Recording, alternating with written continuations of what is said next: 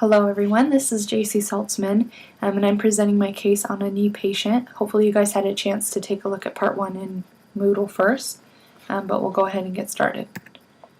This is kind of my source of symptoms. I'll let you guys pause here and take a look at those. This is a hypothesis list I had before I talked to the patient. It's pretty widespread as I didn't have a lot of information at this point, but it kind of covered the medial knee as P1 and also P2 was the shoulder pain. The medial knee pain was aggravated by walking.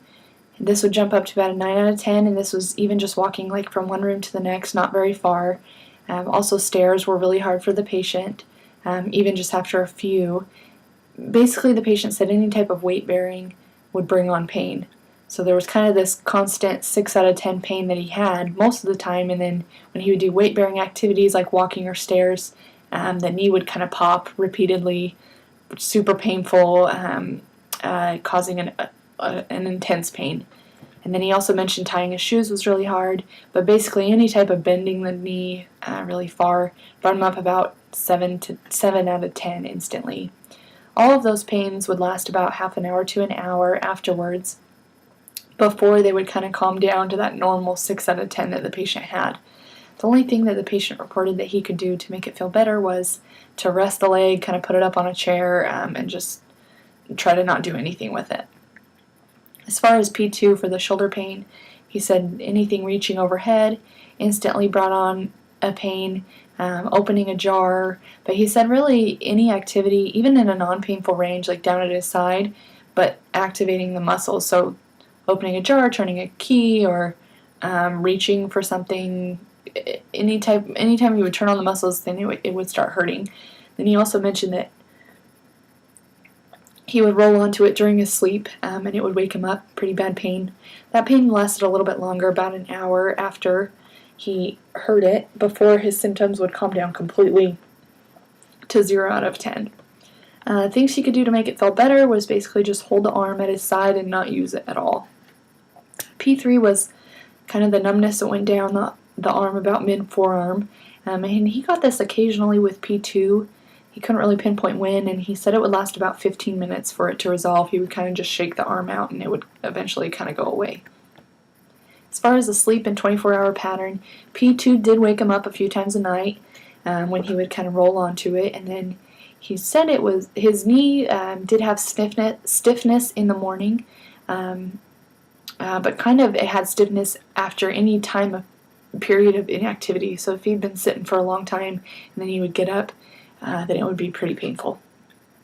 The mechanism of injury for this patient was interesting. He had a pretty traumatic fall at the end of 2011. This caused a TBI, and he was in a coma for 6 weeks in the hospital, and then also in different care centers after that for recovery. Since then, he's been getting better overall. He's had a lot of health issues to work through, but then he said for about the past year, the knee and the shoulder pain have stayed about the same regardless of the treatment. He has had quite a bit of treatment for them. He's seen multiple doctors and neurologists, obviously, and he also was working with a PT in another city. He said he'd been going there for like the past 3 months, about 2 times a week, and just wasn't really having success with it. He said the whole time I was there, I only gained 3 degrees of motion, and him and his wife that came with him they were both pretty worked up about it. The physical therapist there did give him a J brace that he had been wearing on the knee. It had medial support, which he said helped some, and then he also was given a cortisone shot in the knee the week before I eval'd him, and he said that kind of helped for a few days. Supposedly he told me that the treating physical therapist was treating him for a rotator cuff tear and impingement, and then he told me for the knee that they had been doing wall squats. But he said kind of everything that they had done just aggravated symptoms, and nothing really seemed to be improving. His past medical history, like I mentioned, he had the TBI. He also had depression and anxiety, which he was managing with medication. And then this patient, I really had to ask a lot of red flag screen questions, but none of those came back positive. As far as imaging done, he reported to me that imaging on the knee showed mild arthritis, but nothing really serious. And then also for the shoulder, he reported that the imaging done there showed mild tendonitis, but no serious pathology. Go ahead and take a time out and answer these questions. As far as the subjective asterisks that I planned on using, kind of the things that I mentioned, walking, stairs, and tying the shoes, kind of the pain rating with those, and then also time to onset, time to subside, all of the things that I previously asked him. And then as far as shoulder pain, the same things, reaching overhead, opening a jar, sleep, how many times a night it's waking him up, and the pain, and also time to subside. And then as far as P3, the numbness, I just kind of asked him in general. I was going to ask him how many times a day that occurred.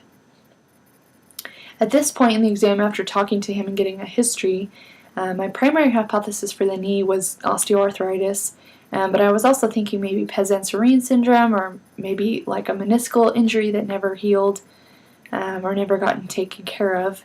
And then as far as the shoulder, my primary hypothesis was impingement, but I was also thinking cervical radiculopathy or rotator cuff tear. I wasn't really sure at this point. As far as things that I've kind of ruled out, fractures, cancer, kind of with all the imaging that he's had done, those were lower on my list, and then also biceps tenosynovitis was lower on my list as well.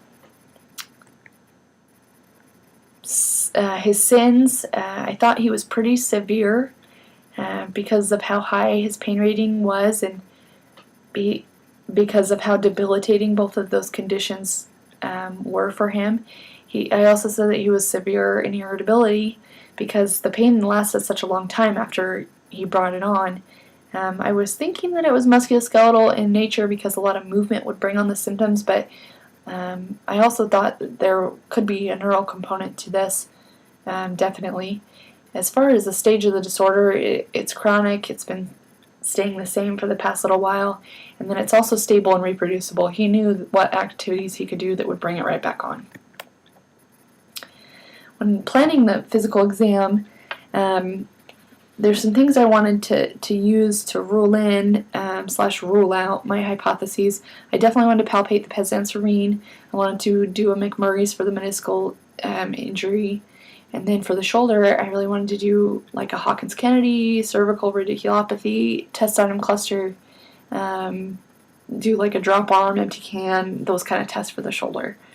As far as things to defer, beyond like a basic screen, I just really wanted to defer any in-depth evaluation of lumbar spine, hip, foot, elbow, wrist, hand. Because I had so much to look at the first day, I really only wanted to do an in-depth look at the joint of symptoms, unless I was being led, obviously, to another spot. Precautions, mainly for this patient, was because of how highly irritable he was. So I really had to plan how I was going to perform my physical exam. His T-spine was curved towards the left. That caused him to have left shoulder depression and also a right cervical side bend to kind of correct the head. The things that I performed on the knee, he did have a positive slump and a positive straight leg raise on the left, both for neural tension and recreating the medial knee pain. His hip and ankle I kind of cleared. The shoulder, right cervical side bending and cervical distraction increased the shoulder pain. And then the wrist and the hand I cleared. His neurological exam was interesting. He had bilateral diminished reflexes for both patellar and Achilles, deep tendon reflex. And then left side L2 and L3 dermatomes were decreased sensation.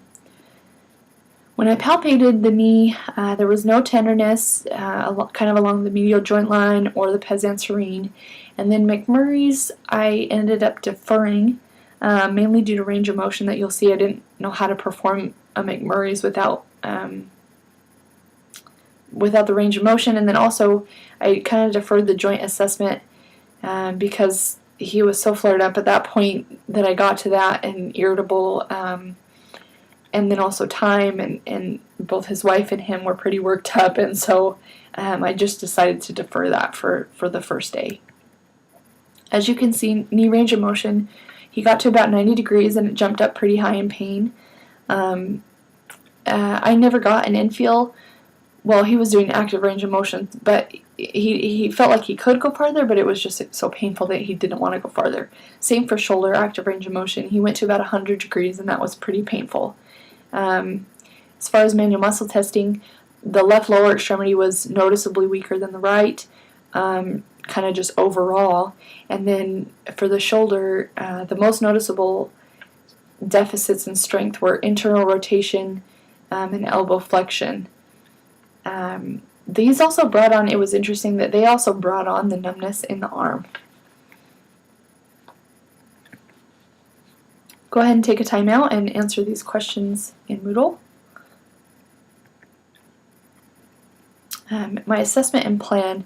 At this point, following the physical exam, my primary hypothesis for the knee was knee OA. And this was kind of due to a couple factors that I've listed there, and then I also discuss later. And then for the shoulder pain, I was thinking that it was shoulder impingement and some type of rotator cuff dysfunction. The physical exam asterisk signs that I was keeping was the knee flexion range of motion, definitely, the lower extremity strength, and then the slump straight leg raise for bringing on his symptoms. As far as the shoulder pain, shoulder flexion range of motion, the muscle testing, especially for internal-external rotation, and then the right cervical side bend that brought on his symptoms as well. Prognosis, I was pretty overwhelmed with the patient at this point, especially because they had said that they'd had so much treatment before without success. And so at this point, I really was not expecting my patient to have a full recovery, especially to levels pre-fall and pre-TBI. I wasn't really expecting that. As far as frequency and duration, his insurance kind of limited the time that I could see him, so we were starting out 2 times a week initially, and then we were going to try to drop it down to once a week as soon as we could to kind of prolong the time I would see him. Patient-specific goals, the patient mainly cared about the knee. The shoulder was a problem, but he said that the knee was far more debilitating. He wanted to be able to walk without the pain and the popping, and then get rid of like that constant high 6 out of 10 ache that he had in the knee all the time. So those were his main goals. And then also, at what point will I stop? I wanted to give this a good 2 to 3 weeks at least worth of visits, kind of to calm down how irritable it was. And then I was hoping to reassess some of those other special tests like McMurray's that I didn't do the first day. Overall management strategy for the knee, I wanted to definitely add an assistive device for ambulation to kind of take some of the stress off of the knee, perform knee mobilizations, range of motion, table strengthening, and then progress into standing strengthening and things in weight bearing. For the shoulder, mobilizations with movement, range of motion, rotator cuff and scap isometrics, and then moving quickly into resisted strengthening. If you guys have any questions, please let me know. Otherwise, I will see you guys on Thursday.